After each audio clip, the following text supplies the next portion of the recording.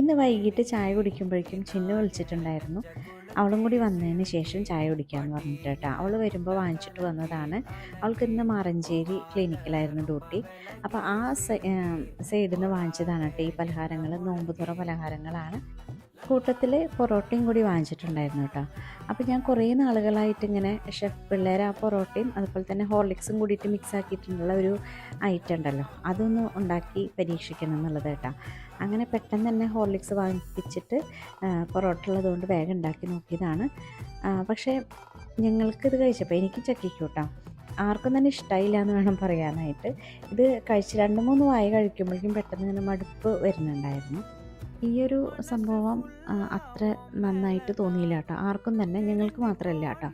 അതുവരെ കഴിച്ച സ്നാക്സിൻ്റെ മുഴുവൻ ടേസ്റ്റും നഷ്ടപ്പെട്ടു തന്നെ വേണം പറയാനായിട്ട്. പിന്നെ ഞങ്ങൾ കുറച്ച് അച്ചാറൊക്കെ കഴിച്ചിട്ടാണ് ആ ടേസ്റ്റ് ഒന്ന് ശരിയാക്കി എടുത്തത് കേട്ടോ.